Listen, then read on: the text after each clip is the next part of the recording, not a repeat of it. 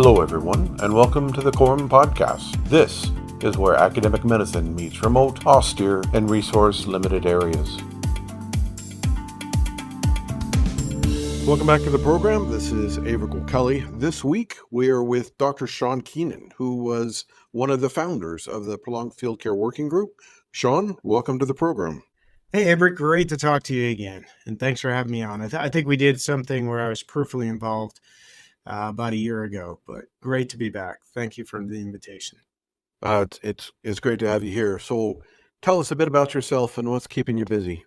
Keeping me busy. I guess I have a lot of things keeping me busy, but I'm an emergency physician, and also in the U.S., we are emergency medical services board certified physician who spent 27 years in the Army and retired in 2018. While I was in the Army, I spent 13 years with special operations, and 11 of those years were as a medical director, mostly with U.S. Army Special Forces. So working from kind of the lowest levels at what we call the battalion all the way up through a theater special operations command in Europe.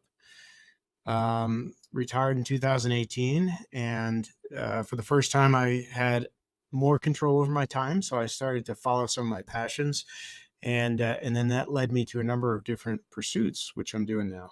So I work as a consultant to the U.S. military's Joint Trauma System that brings you tactical combat casualty care, prolonged casualty care, surgical combat casualty care standards and guidelines. We also maintain one of the largest trauma registries in the world.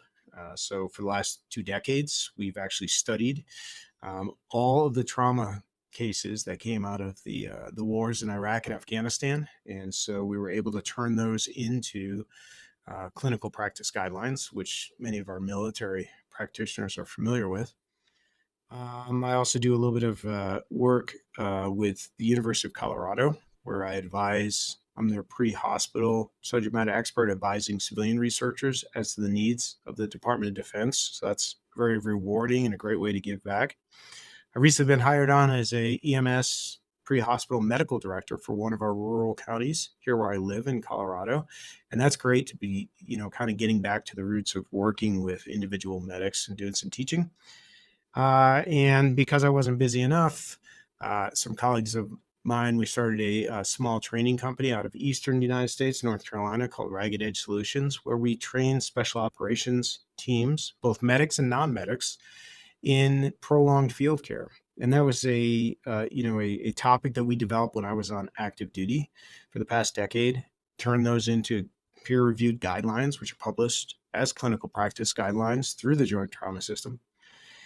And then we found out that we really had hit on a unique way of presenting a relatively complex topic. And so realizing that, the rest of the community, I say community with a big C, so international, federal, local, state, pre-hospital folks, we thought there was a niche for prolonged field care. And so we actually spun off a nonprofit organization. And Aebhric, you're on the board and you're one of the original believers, if you will. And so we put together a initial course called Austere Emergency Care, which is basically taking the best practice of prolonged field care and putting that into a continuing education course for pre-hospital folks. And now we've had the pleasure of teaching it with the co-ROM team in Norway, personally going out to Norway. But then also I know you've taught it a couple of times in Malta. We also teach it here in Colorado. And then we teach it in the United States, and recently, over the last couple of years, taught it in New Zealand, and we're going to go for the first time to Australia to teach it. Nice. So we're starting to get it out there, and we've had some great feedback. So anyways, what was that, like 5 things, I guess? So my wife says, my wife is incredibly patient, very supportive, number one partner.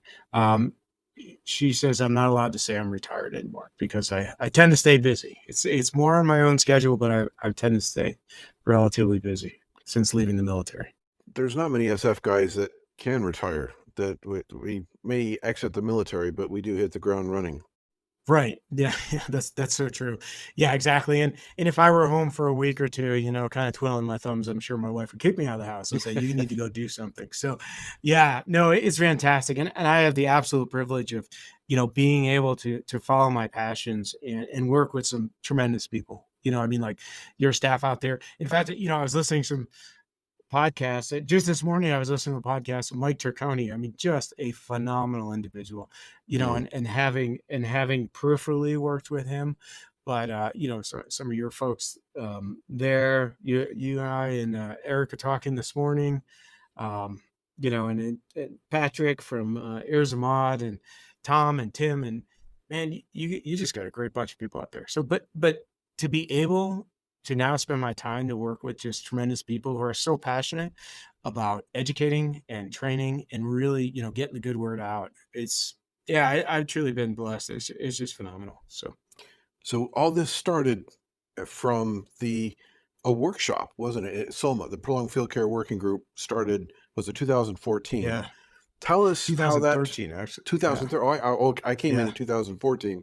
So yeah, how did that happen? How did a bunch of yokes get together around a table at SOMA in Tampa and say, you know what, we need to improve things? So, yeah, it's kind of a funny story. So, I took over as the group surgeon. So, a special forces group has about 140 18 deltas in it. And this was the third time I had been directly assigned to a special forces unit, the special forces group. And I was with the 10th special forces group, who traditionally, so the special forces are regionally aligned. And so the 10th special forces group was usually aligned to Europe, in particular Eastern Europe. They were the first group that was formed after World War II. They had a brigade that was in Berlin at the time, and they tried to culturally assimilate to Eastern Europe, because back then it was the Soviet threat, and I guess now something similar. But anyways, but it was funny because we were so busy in Iraq and Afghanistan. When Iraq calmed down, 10 Special Forces Group had been there, and they said, hey, the 3rd Special Forces Group, which I had served in, had traditionally been in Africa. But the 3rd Special Forces Group was committed to Afghanistan. They said, hey, 10th Special Forces Group, I know you've been going to Europe for the last 40 years. We need you to cover Africa. And so they had this abrupt shift, and I was the overall medical director, an abrupt shift of sending our team straight into Africa with whatever training they had. And so really it was an operational need. And because I kind of, I guess, was a little more experienced, by then I'd had multiple combat tours, and I realized, wow, this could potentially be a problem. And my medics are coming to me saying, I don't know what to do when I have a serious patient and they need to hold on to him. So it was a problem that we had to solve. And I had been going to SOMA for many, many years. I knew that that was a think tank. That's where Tactical Combat Casualty Care had come from, Frank Butler and the folks. And so we said, we need to look at this. And so I talked to the then president, who's Dr. Bob Mabry, who's actually a residency classmate of mine, just a phenomenal human being. And I was complaining. I'm like, hey, we're telling all these stories. It's 2013. The U.S. military had been involved in combat operations for over a decade, and we keep hearing about how they're doing tactical combat casualty care just a little bit better, and they're saving one more life because they came up with this one little tiny device, and they're presenting on it. I said, hey, Bob, we had this problem. We got, we're sending people to Africa, and it's, it's not like we're not in Kansas anymore, Dorothy. Like, we need to be talking about this. And he's like, okay, smart guy. I've got these 2 guys that are going to present, Justin Ball and Chris Burns, and they just came back from Africa, and they were on a surgical team. And I want you to get together with these guys and start looking at it. So we were all looking at the same problem from slightly different perspectives. And we said, all right, we need to get together and talk about this. Not only do we need to talk about this, we should probably get people together in the room. So we just, put out a call and said, hey, if you're interested in this, we want to pursue this further. So we got into a room, and literally we passed around a sheet of paper, beat up, ripped up sheet of paper, and said, write your name and your email if you're interested. And that email list became what at that time we called the Extended Care Working Group. And through an email group, which grew to 140 members relatively quickly, we had this ongoing email conversation for years where we would just post out questions and collect ideas. So that was December of 2013. In April of 2013, the what was formerly known as NSHQ had their research workshop, and they got together and they were talking about the same thing. And they spent a good 3 days in this research workshop with representatives from multiple different countries in Europe and couple from the US, they actually defined the term prolonged field care. So it came out of that work group. And I was able to get the notes from my colleague, Danny Arizari, at the time, because he was the NSHQ surgeon. And he, and he gave me those notes, and they said prolonged field care. So we considered that. We said, you know what? A lot of smart people has gone into this. Rather than calling this extended care, let's call this prolonged field care. And we just adopted um, their definition wholesale. And that's how it started. And then it just became this incubator of a lot of people. And remember, it was predominantly US, but we had a lot of surgeons and anesthetists and CRNAs and a few really dedicated nurses, and they had over a decade of deployment experience. And so we were able to capture best practices. And we really just said, hey, when the guidelines run out, when we're stuck with a patient, when somebody calls for evacuation like we used to have, and we realized it wasn't coming, what do we do next? And so what we tried to do is we tried to take those best practices in things that were studied in the hospital, things that we were doing in the emergency department or in the intensive care unit or with pre-hospital medicine or, trauma surgery. And what we tried to say was, what of those things can we reasonably, like if I can't get the patient back to a critical care specialist, to a surgeon, to a resuscitation team, what of those capabilities that team would normally provide, which of those could we push forward to the patient or train our first responders to reasonably do to extend life or inform triage or resuscitate? And what we started to realize was that we were really trained to the bias of tactical combat casualty care, stop the bleed by all means necessary. Identify some very basic things like tension pneumothorax and broken pelvises and head injury, but then immediately just send them back. And that's what we were trained to. But we realized there were a lot of things that we could be doing if we had to hold on to a patient. And then we codified that. And then we brought on the joint trauma system, whose job it was to extensively search the research and the knowledge that's out there, assimilate that with operational imperatives and limitations, and then put out best guidance. And so we were able to get, and kudos to Colonel Stacy Shackelford, who was the director at that time, and her team for really leaning into this and saying, yeah, we recognize this is a problem too. And I was going around and I was just doing the same talk over and over again, explaining prolonged field care. But all I would do is show a picture of sub-Saharan Africa. I show that picture and I just tell people, like, imagine being here.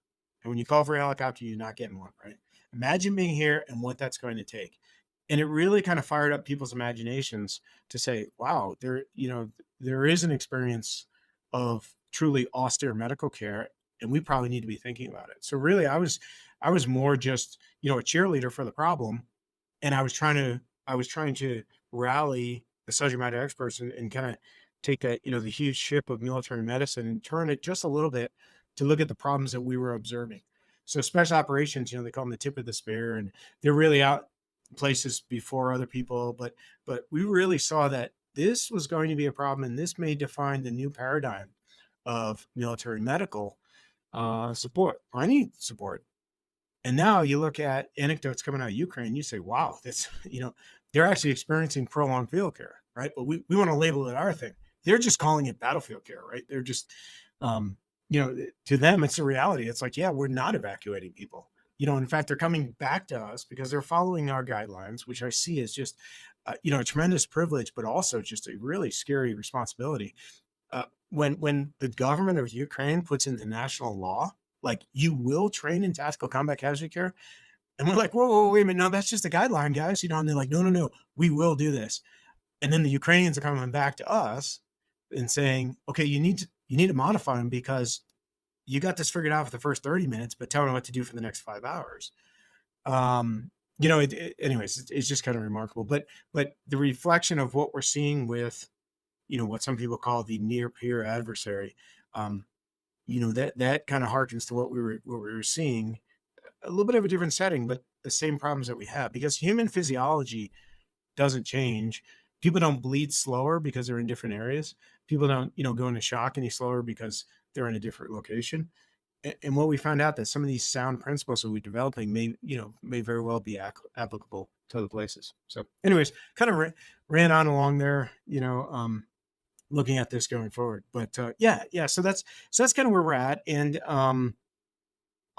again, I was really privileged to be with a lot of the same folks who were in the room that first day. You know what I mean? Like you, Paulos, Dennis Drama, and Jamie Reesberg. And then we got all these guys like Doug Powell, and early on Philip Mason and Chris Burns, and um, Justin Ball, Chris Moore, my NCOIC, who actually came up with the truck house plane thing.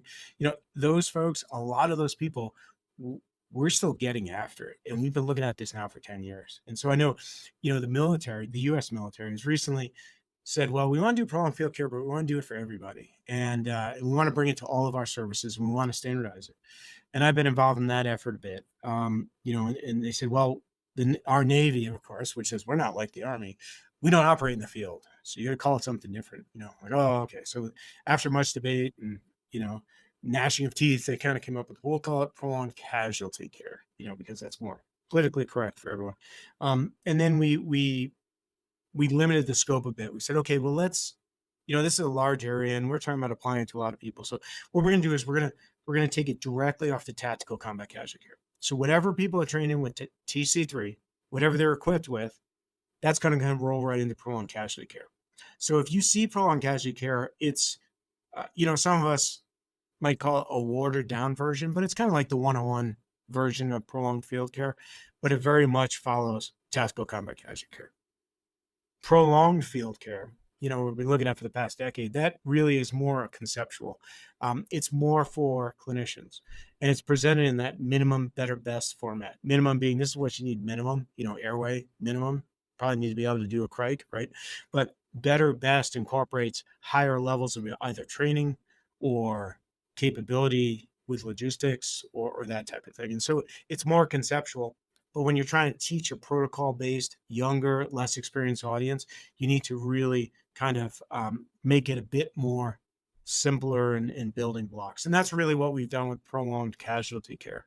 And I've been involved with a lot of that through the joint trauma system as well. So I do see a benefit in separating PCC from PFC, and we can focus as PFC and AEC on more of the special ops, more of the peoples who are going to be more isolated. So in a civilian environment, it's going to be somebody who's going to Haiti as a disaster relief, or going to the earthquake in Turkey, and they're working in a clinic in the middle of nowhere for ages.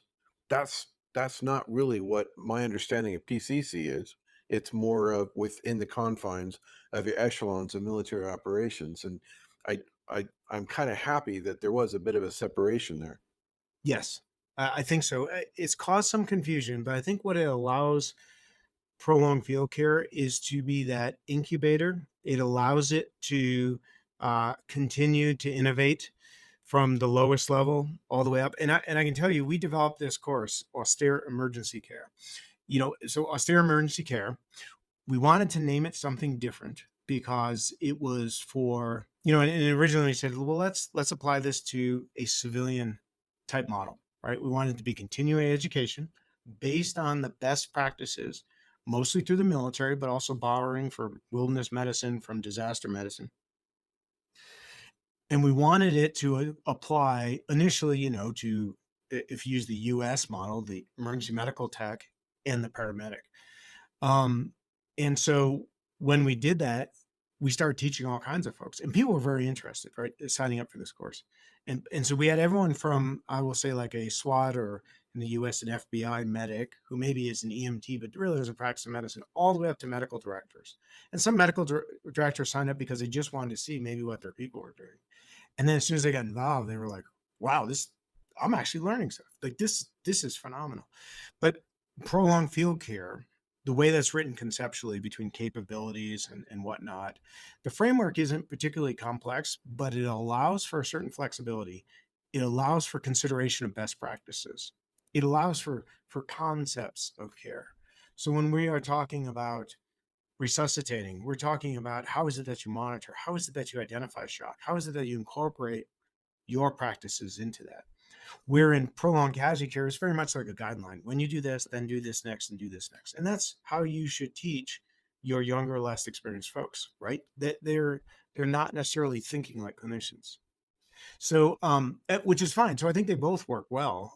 If you think about this like a strict protocol that you would teach a young paramedic, but then you kind of teach the clinician or the critical care one, perhaps a little bit more of the clinical skills to then apply the tools.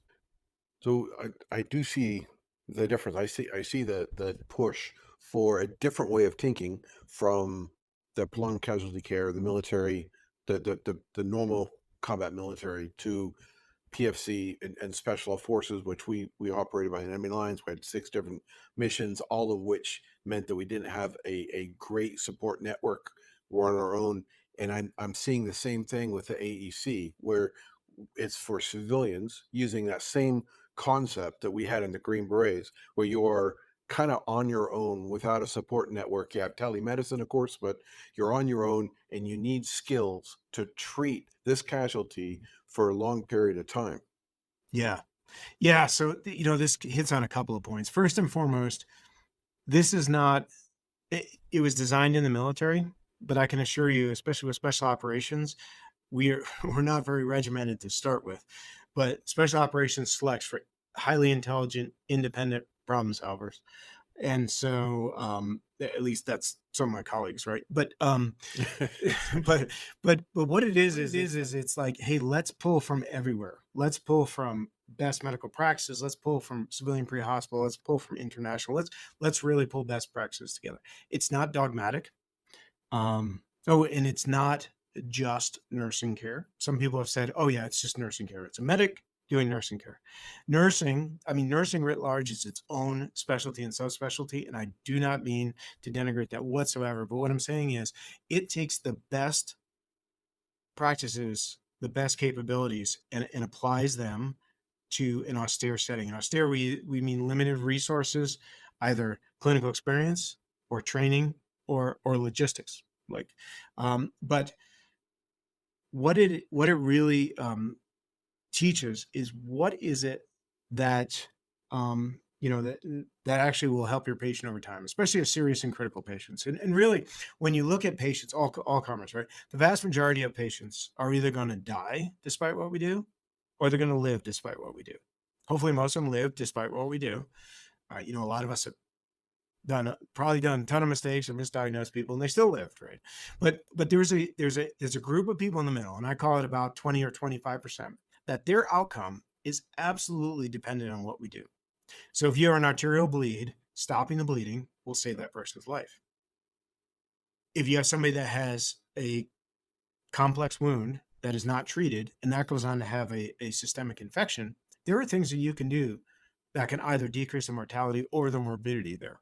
And so there are good, sound medical principles that you can do that don't take a lot of resources per se, if you have a chance to think through the problem, if you use those things that we talked about. Yes, this was developed in special operations, but when I present this to my civilian colleagues, it's like, I'm not teaching you to rappel out of a helicopter while you're sticking an IV with one hand and returning fire with the other. That's not what it is, right? This isn't Rambo, right? And it's not wilderness medicine either, because I think wilderness medicine, people say, oh, that's a niche. That's sticks and rags when you're hiking with your family on the side of the mountain. It's not that either. We borrow some of the best practices, but it's not this sexy, cool, thing that's only special operations guy, and I can't tell you about it because I'd have to kill you, right? And I think some people have this perception, or, oh, it's regimented, it's military, it's only military wounded. No, it's not. It's best practices, right? And we're doing like sexy things like taking 2 sets of vital signs and comparing them, taking 2 sets of vital signs and writing them on a chart, and then seeing what the trend is. And then I'm going to give some pain medicine, and I'm going to reassess my patient. And I'm going to do an intervention. I'm going to reassess my patient again. And oh, by the way, if you're a physician, we're going to show you some basic nursing things that you wouldn't normally do in a hospital. If you're a physician, we're going to teach you how to package a patient, move them safely without hurting them. Because normally as physicians, we don't know how to do that well. But you know who does? Pre-hospital providers. They do it every single day. And when we do this training, actually, the pre-hospital folks are the ones that are the team leaders, because they have to lead the doctors and the nurses and all those other people around in their environment. But they absolutely use the brain power and the experience of those other hospital-based people to improve their practice. And it's fascinating when you go out and you teach people this, how the way I say it, I say, look, we're going to have collegial discussions. I am going to prompt you. I'm going to make you talk, but you in the classroom bring so many experiences that I'm just going to set the conditions where you can teach one another things. And by the end of the training, a short 4-day course, by the end of the training, not only are they best buddies, or perhaps going to, fisticuffs, but most of the time they're best buddies, but they've actually taught each other stuff. They're like, oh, you're a nurse. Show me how to do this nursing stuff. Hey, you're a doc. What would you do in a hospital, doc? And the relationships that are built with this training are really remarkable. And so, just we didn't take a military thing and take it in camouflage colors and make it into, red and blue or VMS. What we actually did was we rolled it out deliberately. We put it in front of audiences when we were developing this, and then we put it together. And I have been absolutely amazed at the reception. It is remarkable. I think I told you, I went and taught this. I had the privilege of being invited to New Zealand, and we taught it. And we taught to a really advanced audience. We taught special operations medics in the same room. We had 5 doctors in the class. We had 2 nurses. We had 4 or 5 senior paramedics. And through that short interaction of being able to teach them, I had 2 different things. So we had the EMS medical director of the largest helicopter service in New Zealand. He came to me and he said, I was just curious. I wanted to come to this. He goes, because of the way that you use telemedicine, because of the way that you use it to inform your pre-hospital providers, what you presented to us, and you present it in a way that was actually deliberately designed. He said, I'm going to go back and I'm going to look at the way that we do radio and communications in my service. This is a guy who's essentially my peer, who's coming and telling me like, hey, in this short interaction, you made me rethink how I do telemedicine. But the most profound thing was at the end, one of these paramedics come up. He said, Doc, he said, I've been riding the streets for 16 years. He said, I'm beat down. I'm burned out. I was literally thinking of quitting last month. He said, because of this class, because of the freedom it gave me, it actually rekindled my interest in medicine. And I'm actually going to go back and relook at my entire job with a positive attitude. I was like, holy crap. We were able to do that for you, and it wasn't me. It was giving them the opportunity to learn in that kind of a setting had such a profound impact that I would never have guessed before. And it's really remarkable. And just one more story, I dropped in with one of our partners here locally. I dropped in on a course. I told him like, yeah, I might stop by just because I'm in town. So I stopped by and I went to this room and they're having this open discussion. They had like 7 of their instructors there. One of the instructors, so Dan, he actually flew in. He was working in Ukraine. He flew in specifically so that he can learn to be an instructor, move literally from half around the world. But we had 5 physicians in that room, and they didn't need to be there, but they were in there and participating in a discussion while they were teaching one of the courses. And the instructors truly enjoyed being in there because of the way that the instruction is presented, right? It is a collegial discussion where you do cases and whatnot. And it's not the typical lecture with PowerPoints. Yeah, there's some PowerPoints. Yes, there is some classroom stuff, but the intent behind this is really resonated. And the nice thing about that with the discussion format is you can customize the instruction to the people sitting in front of you. That was by deliberate design, but I didn't appreciate how much the instructors would appreciate that and gravitate to that. We saw the same thing when we went to New Zealand. We had senior instructors from Australia buy their own plane tickets to come over so that they could take the course and then come back for the next iteration so that they could learn to be instructors, because they said there's nothing like this available to us, and this is what we've been looking for. This is what we want to teach. And it's presented in such a way that I can give it my own flavor to deliver this. So that kind of reception and feedback about this particular curriculum has led to comments saying, like, hey, I've been whatever for 20 years. This is the best training I've ever been in. And we specifically get permission to get these comments back from people. And so when I see that and that kind of profound impact, I just think to myself, wow, there's something special about this curriculum. So, it's not, it's military combat medicine that we're trying to teach the civilians. It's not that at all. It's good medicine applied in less than ideal situations. And it's borne out to be that way in this project that you, me, and a bunch of other folks have been looking at over the last couple of years. So, Sean, you're describing the 4-day course called the Austere Emergency Care yes, course, yes. and it brings the lessons of prolonged field care for civilian remote medics. So tell us about the course. It's 4 days. What's taught over the 4 days, Sure. or how did you come up with the vast amounts of prolonged field care that we learned in special forces, and you shoehorn this into 4 days? So tell us Yeah, about yeah, the yeah, Austere yeah. Emergency Care course. So our company in Eastern North Carolina, we saw a gap, and we had been prolonged field care enthusiasts when we wore the uniform. So when we get out, we said, well, we want to do what we've always wanted to do, which is educate and train some of the the best students in the world with the toughest job. So we started doing this, and we did so many iterations. And I know, because during the Special Operations Medical Association meeting, we would, every year after 2013, we would either run a pre-conference course or we would give lectures and receive feedback. And people were like, oh, we need to do a patient scenario for 48 hours straight. That's the only way we're going to learn prolonged field care. Or you need to do this, or you need to cover 15 topics, or you need to make them an ICU nurse. No, you need to teach them more about anesthesia. No, you need to teach them like, we had all this input. And when we went to train people, first of all, they said, look, love it. This is great. What can you give us in a week? Because as a special operations guy, I've got to come from my language training to my driving training to your medical training, and then I have to go to the range, and then I have to go deploy to Africa. Like, I would love to study medicine, but guess what? I only can give you a week. So I said, okay, what can we do in a week? And then we started to look at what would work. And we did 30 or 40 iterations of week-long training over and over again. And so we refined it down to a mix between those two. So we kind of knew what the structure was going to be. Is it somewhat artificial? Sure. But what can folks tolerate, right? I mean, 4 days is hard to carve out of a busy schedule for anyone. And then I got with, so we formed the International Committee for Austere Emergency Care. We have 13 members right now. We had a long discussion about this. You were in on Aebhric. In fact, as an experienced educator, you're one of the folks who told us, like, hey, we have got to have certain elements to this. We've got to have a certain amount of hands-on, and we've got to have, no kidding, professional educators. And that's where I ran into Justin Doroshenko, who is a master's of education, longtime wilderness outdoor austere medicine, who then went to medical school later in his career. He's now an emergency medicine resident, fantastic educator, and completely different than anybody that I had run into, because his background was so uniquely different.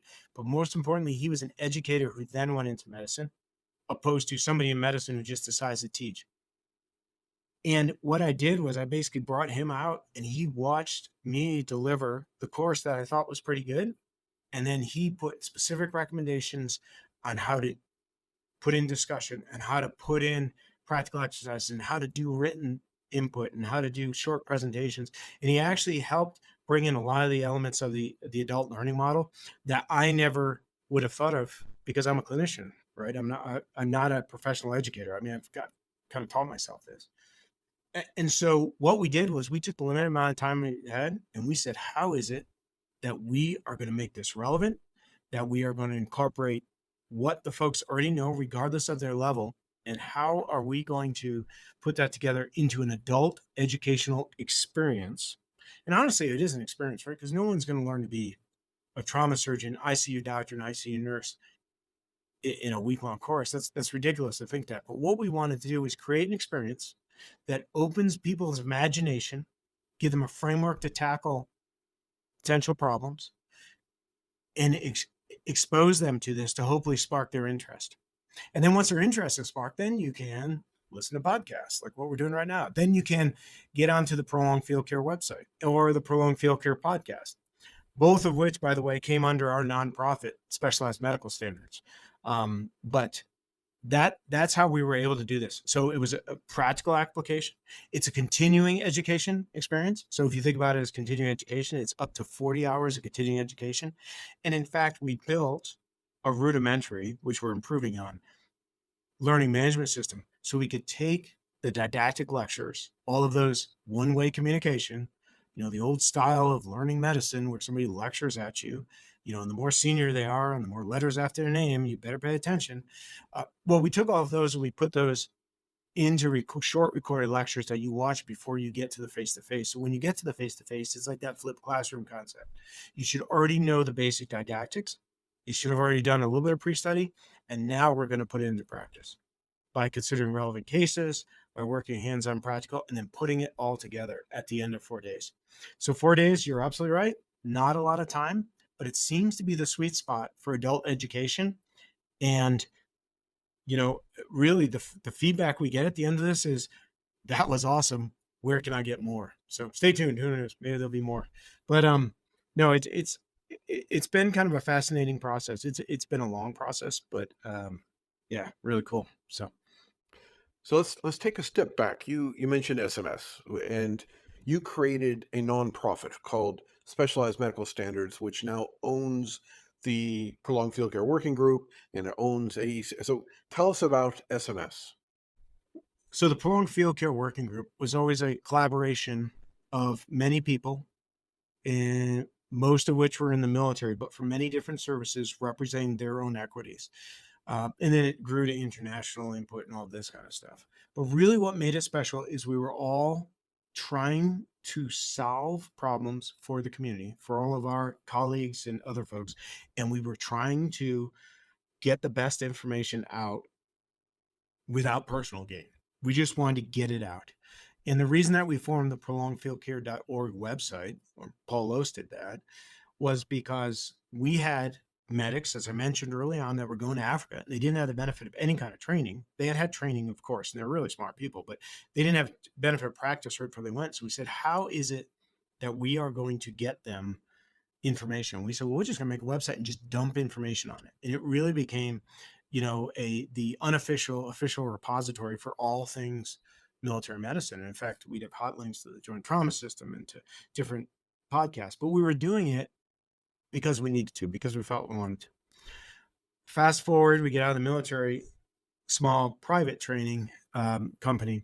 We had really come up with what we thought were some really good best practices on how to do that. And what we realized was that we were now the dirty contractors. We were now the for-profit. And if we started to tell people how to do business, they're like, yeah, you're like everyone else. Like you're trying to sell us something. And so we really looked at this and we said, and what I said was, the Prolonged Field Care Working Group is always about providing a service to the community. The structure to continue to get input, helpful input, is not to be in competition with other people. It's to put it into a nonprofit framework. And a nonprofit has a board of directors, which represents a community, because a nonprofit has a mission. And so that, and people say you're crazy for doing that. Why would you put in all this work? And I'm like, well, because I kind of feel obligated to, right? Because we're onto something. But what we wanted to do was we wanted to have a framework where we could sustain these great services to the community and do it in a framework that we were able to accept donations and we were able to do things. And so now, so for example, the Prolonged Field Care podcast, which was almost solely done by, and still pretty much is, with the help of some of us advising, but it's pretty much done completely by Dennis Jarema. But he was having to buy, old podcast mics and using his beat up laptop. And we're like, there's got to be a better way to do this. So we said, well, why don't you? And again, we were the Prolonged Field Care Working Group, or was the Prolonged Field Care Working Group, was under SOMA, but SOMA isn't really structured to support that type of activity in an agile way. And so I said, well, we've got this nonprofit. Why don't we bring the PFC stuff, PFC, the legacy stuff, and it's rebranded as the Prolonged Field Care Collective. So the PFCC, bring them underneath SMS, because then we can have a business structure. Then we can have a way to process finances, to support a way to purchase, equipment and subscriptions and things that you need to professionalize a podcast, for instance. Let's bring it under a nonprofit. The other thing too is we could create this committee so that you and I and other folks from wilderness medicine and academic, we can all get together and say, hey, what does the community need? And let's really put this forward. And kind of buy into, this education and training bit. So, that's how it became a nonprofit. It is a labor of love. A few of us are working part-time to keep it going. We have projects on the horizon, but ultimately what we wanted to do was we wanted to provide a service to the community. Yeah, and this is a way to sustain it. This is a way to, again, accept donations, bring in some fees to support operations and that type of thing. It's the precise reason that I was adamant about Quorum being a nonprofit, because I just Yes, exactly. I didn't want Yep. that ickiness of, oh wait, yeah, go on, go on, go on. You're just here to make a book. And surprisingly, I didn't know this when I started it, but it opened vast amounts of doors. I would go into a medical school attached to a hospital in Africa, and I'm like, hey, we want to do this, and they're like, yeah, you're just, no, no, no, we're a nonprofit. Oh, like, oh, okay, no problem. Let's sign an agreement, Yeah. because you're a nonprofit. We're not going to be exploiting people, and that's the only reason I joined your board of SMS, because it was, well, as a friend to support you out, but as a Yeah. nonprofit, because Appreciate it. I believe in what you're doing, and I believe in the energy that comes with that nonprofit status. Yes, absolutely. I mean, there's some benefits. There are a lot of struggles, as I've learned, but I think when you're doing something, um, and you want it to have that level of impact, there's a reason why nonprofits are nonprofit, right? There's a reason. It's a business entity, and it is a business, and and we run it like a business, but yeah, but it is, because it is serving a purpose to the community with a big C, right? And so, and we take that seriously, right? And I think, having spent a full career in the military, and I do have a pension and whatnot, but that gives me the freedom to pursue passions, and and I think, and again, whether I'm doing it well or not, one of my talents is kind of looking at the systems and how is it that we can enable people to be able to learn and do their job better, right? And I know a lot of, and I'm involved with research, and there are some phenomenal things, but I think investment in research is so focused on stuff, right? Let me get you a new gadget. It's not focused as much on knowledge projects, and it's not focused as much on education and training. And what we are seeing, and I'll just use the military as an example, and some of you are familiar with this term called the Walker dip, in that, and it was Alistair Walker, general in the UK who described this, but in the interwar periods, so during wartime, one of the only good things to come out of that is medical knowledge and advancements, right? We try to take, make good from the bad, as we say, but and we take that super seriously at the Joint Trauma System. Like that's our job. But what we see is in interwar periods, when resources dwindle, one of the first things to go away is education and training. And we know that if you're not staying sharp on all of your skills, right, medicine's right up there, that we are not going to see the same results that we had before. And what we need to do is figure out ways to do higher quality training with less resources, whether that be money, time, whatever. And so when we have come across something that we think is a pretty darn good solution, I almost see it as a professional responsibility is to leverage those decades of experience that I had, both as a medical director and clinician, to try to leverage that and hopefully in some talents of finding other even more talented people with the same passion, and just try to fire them up and provide a structure so that we can all educate and learn from each other. And that makes a huge network internationally, right? And I know the folks that listen to your podcast, the reason that we listen to it is to hear about the other crazy people on the fringe element, right? But I think if we got something good here, we need to be sharing it with everyone else, right? So I see it as a professional privilege, to be able to do that. And so and so this project, it probably brings me the least amount of financial satisfaction, but the most amount of professional satisfaction. So it's a little bit of a balance there. So yeah, so that's what we're doing. I find that at the college as well. It's never going to make tons of money, and it's more about getting really intelligent, smarter people than me in a room together with the same motivation of trying to push evidence-based medicine forward in austere environments. And that's what feeds me. That's where I get my benefits from. It's not income. It's getting all these guys, just being a fly on the wall. Yeah. I mean, Yeah. I started the program, created a room for these guys to come, and all these guys are coming, yourself included, coming in, and it's like, wow, this is what's happening when you get this much motivation and this much brain power in one room doing the same thing. Yes. Yeah. And harnessing that and being able to package that and then reproduce that, right? I mean, that's the cool thing, I guess, about technology and podcasts. Being able to harness that and then see that energy and then see other people going to do. So one of the coolest things, okay, I got to tell you is when, I met Tom Mallison, he is physician, just phenomenal teacher. I think somebody said like a natural, but just a natural teacher, that's what they realized. A little beam of light follows him on top of his head wherever he goes. Beam of light, there you go. Right. Anyway, sorry. So, but to having taught that and then just see the, the spark in the back of the eye come on, and he's like, well, we should be studying this. We should be reporting this, and then y'all went and you did, a survey and then published that, right? And then got into the lay press in the UK.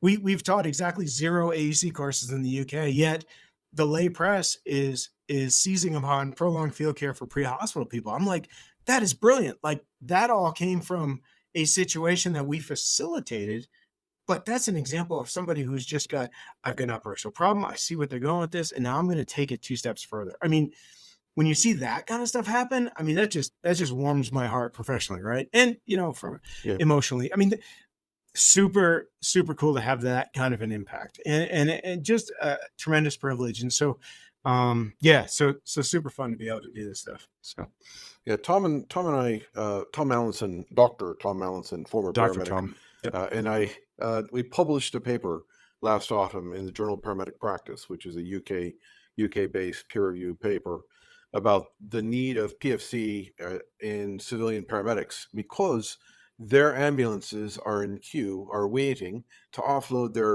their casualties for up to 16 hours is the record. Yes. That's PFC in a car park of a A&E, of a hospital.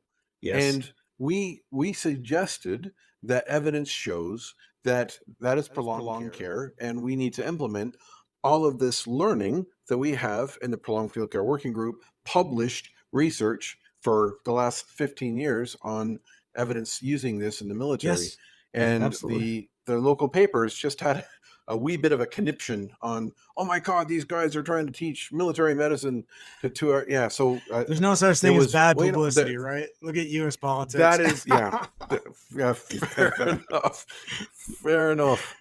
So yeah, we haven't run a single prolonged field care course or AEC course in the UK, but my God, do they know about it, and do they bloody well need it? Yes, and we got them talking, right? And that's really cool, and again, when we talk about the impact and this type of stuff, so we did the course and Patrick Wenger showed up from Air, remember? And then I ran into him afterwards, and he said, after doing that course, and he was an instructor, he goes, after doing that course, I went back and packed my aid bag. I repacked my aid bag because through that experience, it got me rethinking about this. Now, this is a guy who flies, top tier rescue on the Matterhorn, who's, in his own right, super professional. But if you're able to deliver it in such a way that you actually, inspire people to just be a little bit better and think about their practice, that's such a huge win, and so again, validating and just being able to work with Patrick again, because I went down there to train probably a decade ago. Phenomenal operation they've got. But super cool, right? So then we get to teach together again and get to drink a beer. I mean, like, what a tremendous privilege. So Sean, you stepped into the presidency of SOMA. Yeah, I did. Can you? And we won't be seeing much of you for the next 2 years. I didn't even see much at the last meeting. Yeah. So, So tell us about that. So what is SOMA? Okay. Why are you the president? How is this going to benefit the remote medic? Yeah. Okay. What is SOMA? So Special Operations Medical Association. It's an organization that was started at the U.S. Army Special Operations Command Surgeons Meeting, but then quickly grew and became a formalized professional organization. And it's specifically to support, special operations medics. Initially it was U.S. military special operations medics. Quickly became, federal, state, local, international. And it's a forum where people can get together and exchange ideas and really present operational problems and actually form ad hoc think tanks. And I noticed when you've been doing your podcast, you had a lot of people on that have been to SOMA, some of which for the first time, and you record their observations. And I'm really keen to hear, when Dr. Ella and Dr. Tom and the other folks, talk about that, completely civilian physicians, my peers, but I would have worked with them because they're in a different country and they weren't in the military necessarily, but still have common observations, common problems, and actually take something away from that, that is super cool. So anyways, sorry, I digress. So SOMA is something that I've been attending Right. for over 30 years. It was the unofficial networking. That's where I interviewed for my job. That's where I found out, as a young medical student, very, very many long years ago, what was this all about? Because I assumed I liked it, but I didn't really know. So it's one place where all of us people get together once a year from tremendously busy operational and educational and training. We all get together. And through the years, it's actually matured into a no kidding professional medical meeting where we have research tracks and I think we had 42 labs, different labs going on during the Wow. week.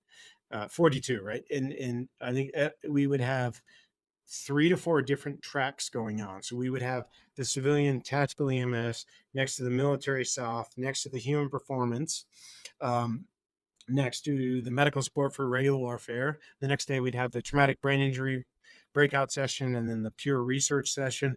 And the biggest complaint that I get is you have too many good things going on and I missed half the good stuff because they were all happening at the same time. But it's really turned into quite the meeting. And we sold out the exhibit hall last year and this year. We actually added like 40 more booths. I'm going to get this wrong, but over 200 exhibitors because people come there Wow. to, we have universities next to device companies, next to nonprofits, next to NGOs, all in this exhibit hall where it's just this tremendous think tank to be able to talk to the operators, talk to the people with the problems, really make connections.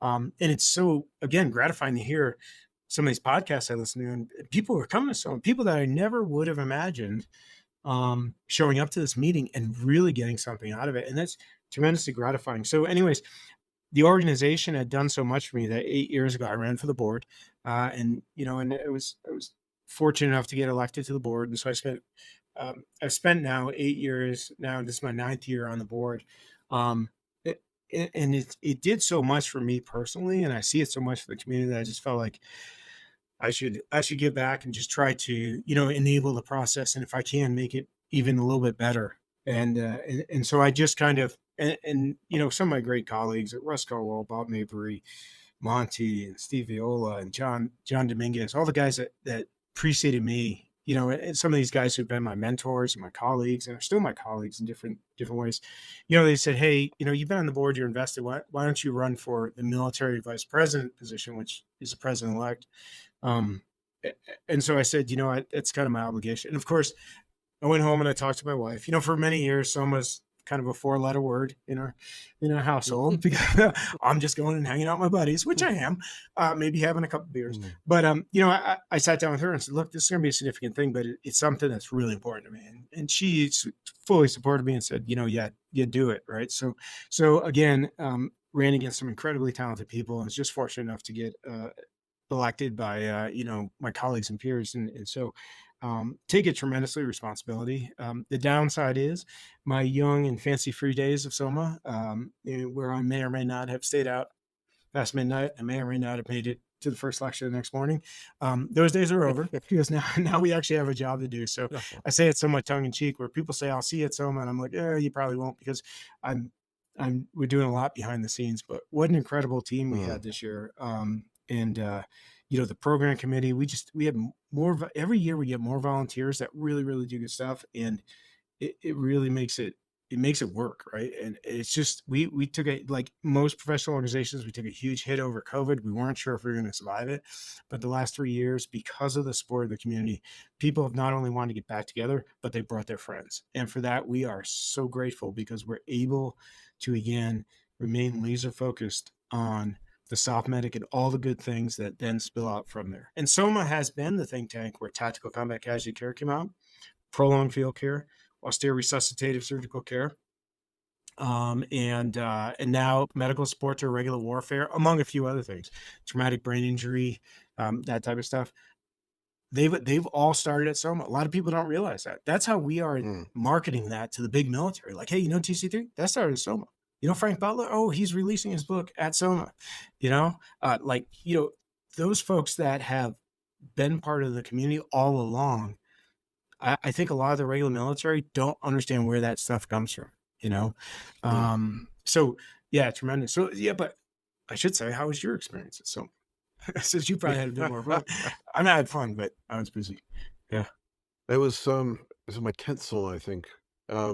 It's my favorite week of the year, to be honest. Don't tell your wife that. The worst, it's great, and the problem is there's so many things that are concurrently awesome that we're missing it. And as the education chair lead, I need to talk to you as the president to figure out how we can video more of these, so everyone, so you don't miss something. There's a Ukraine discussion by Dan Taylor, and I was wanting to go to that, but I got hit by, you know how random people come up and start talking to you.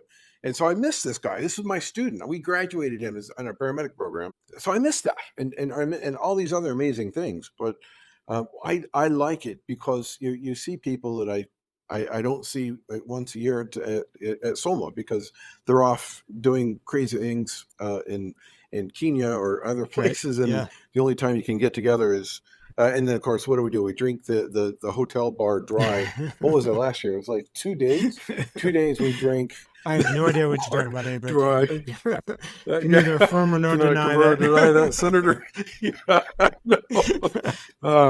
So it's definitely a high point, and I always book my flights pretty much the week after SOMA's over, because it's definitely and what I'm trying to do with Quorum has been part of supporting SOMA for 8 years, and we appreciate it. Thank you. And giving the free you're right, the master's program, and so I'm also trying to get the civilian remote medic interested. So getting Ella, getting Tom, getting other people to see that, sure, this is special operations medicine. It's not just Green Berets. It's any yoke that's in the middle of nowhere with a rucksack who's treating a critical casualty for extended periods. This is where you want to be. Yeah. And you know, at the risk of, and I don't mean to isolate anyone, but I think really the magic is we're laser focused in the mission, and that just makes it that much more relevant, because and absolutely love that all these other folks are coming in and doing that. But you know, we intend to stay focused on that person who we are especially selecting and training, and then sending them out to literally do some of the toughest jobs, of which medicine is one of the core, you know, capabilities of these folks. But if we're able to do that, much like we mentioned earlier, prolonged field care being kind of for special operations, it allows us a certain agility to be able to remain focused, yet so relevant to audiences that we wouldn't necessarily, wouldn't necessarily think would be together, you know, in the same place. And I have so many civilian colleagues who come along and they're like, these are my people. They just happen to have joined the Army. You know what I mean?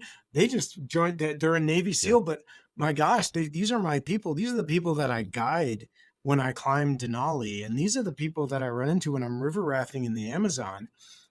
They just happen to choose to join the military, but like, these are my people, right? So it's really cool to see that kind of stuff, and to really see such diverse backgrounds. And I think, you know, getting back to that lay article, like, people just want to say, oh, well, this is a military thing. Like, it's not relevant to us. No, it's just people that want to provide really good medicine in tough situations, right? Whether that's taking it to the doctorate level, like you've done at COROM, and certainly unique, or whether it's getting together in a meeting in a different country.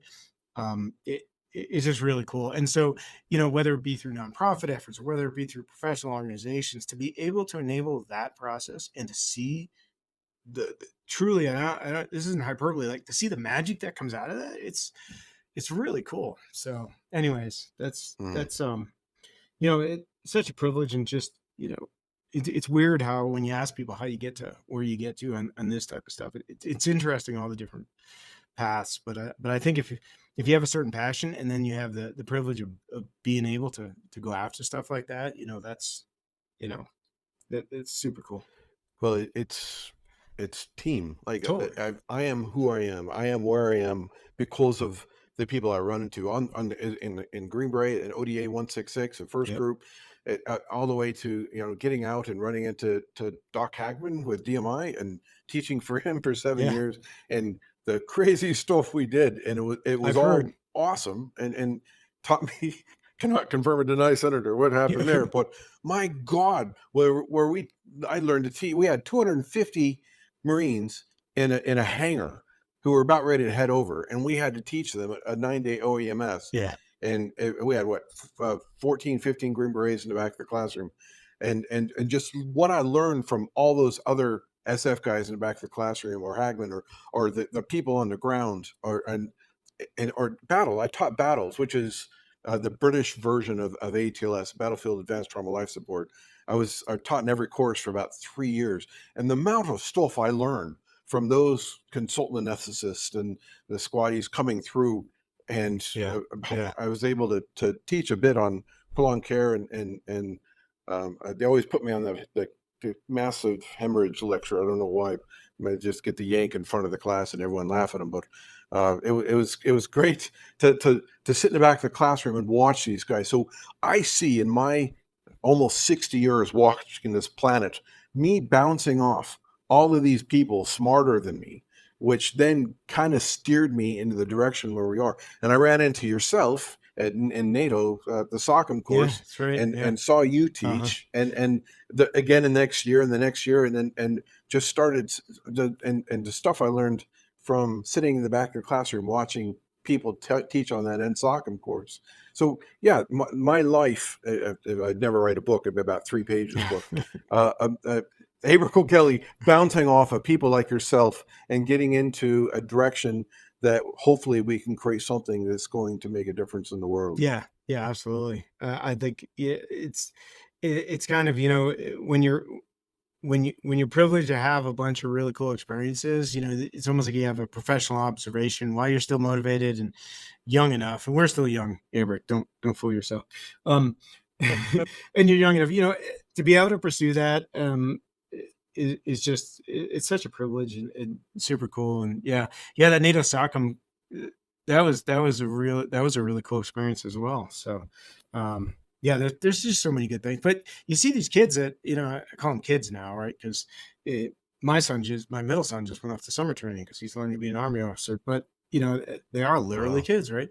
But when you see them and the awesome responsibility that we put on them, and the oath that they take to not only defend their respective countries, but to then go into the medical practice with no way near the background that we had. You almost feel like, man, I've got to continue to practice and impart that stuff onto the next generation. So it's yeah, it's pretty Mm. profound. But yeah. So anyways, in our own little small corner of the world with the crazy fringe element, I was at a Colorado EMS meeting a couple of years ago, and we had our banner up. This is right when we first started the SMS.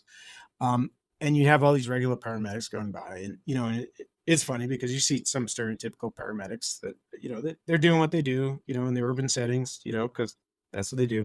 And about 3 out of 4 people would just pass right by and kind of look at us like, it's those crazy people, right? And then about 1 out of 4 would come across like in a beeline straight to the thing, going like, "What are you doing? Like, I can tell that you do what I do," and they call that like the fringe element. So it's kind of fun to connect with the other fringe elements out in society, and just because you connect on a professional, almost like visceral level. Like, yes, it's too easy to practice medicine in a hospital, or it's too easy to do it, in an urban street. I want to go to the side of a mountain with absolutely nothing in the dark while it's raining, because damn it, that's what I want to do. So there's some crazy people out there, much like us. It's just a matter of finding them. Indeed. So, Sean, my final question for you is this. What advice do you have for a new paramedic, new SOCM medic, new nurse, new doc who's interested in working in austere environments?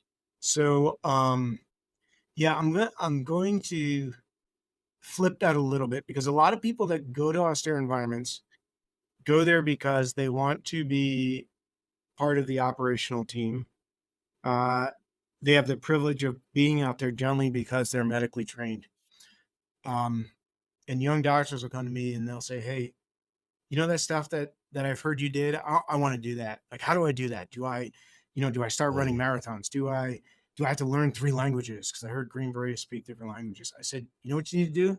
You need to be a really good medical professional, because they're hiring you. They're bringing you along in operational medicine, I'll just say, because they think you're really good at what you do. You're on that team because you're the medical professional on the team. Be a true professional, and if you're linked up with other professionals, you will be valued. If you show that you have motivation, you'll be pulled into what they're doing, and always learn. Always be humble. As I think both you and I have reflected on, the experiences were so great because of the people that we were able to connect with. Because and you and I and others, we're just setting the conditions where those great people can get together and do great things. Where we kind of sit back and learn from them. Always learn. Be a team player. Be humble. Remember, it's not about you. So whether it's when people start freaking out because they're doing a trauma code, be like, "Hey, the patient is the one with disease, not you. So take a step back. Stop freaking out. It's not about you. It's about the patient." In medicine, when I was running an emergency department and I was a medical director, I said, "It's not about what I want. It's not about what you want. It's what the patient needs from us, right? We have the privilege of being called on their worst day. So what does the patient need? What does the unit need? What do we need to do, and truly act in the best interests of those in your charge, and continue to learn and be humble, right? And be curious and ask questions. Don't expect stuff on face value, or understand that even though somebody is teaching you something, they're going to come with their biases and their perspectives. And so keep an open mind. You can always learn. It's funny. I told this to my kids, like, you can learn something from everyone. They might be a good example. They might be a bad example, but you can learn something from everyone. But just be open to learn, and always be curious and always be learning. So I don't know if that answered your question. I should have been more prepared for it, because I realized you asked at the end of every podcast. Shame on me, I guess, for not doing my homework. No, you're grand. Yeah. So you're grand. So Sean, thank you, Aebhric. You're grand too. It's not a term that I use, but I'll start stealing it, I guess. Yeah, not about it at all. So it's great to get you on the podcast. You are definitely a pillar of the community. Oh, it's a privilege, man. Well, thank you. No, thank you for having me. I mean, even this service, I listen to your podcast, right? Even though I know you joke about maybe I'm one of like the 50 people that subscribe to it or something, but no, I listen to it because I like to hear the different perspectives that you're able to get here. So, but you're absolutely welcome, and thank you for having me, man. I really appreciate it. This has been a presentation from the College of Remote and Offshore Medicine. If you would like to earn CPD credits for this podcast, you can join the Council of Members. Being a member of the college gives you free CPD credit, free access to our virtual field guide, and discounts on our e-learning courses. You can join the team on our college website at quorum.edu.mt.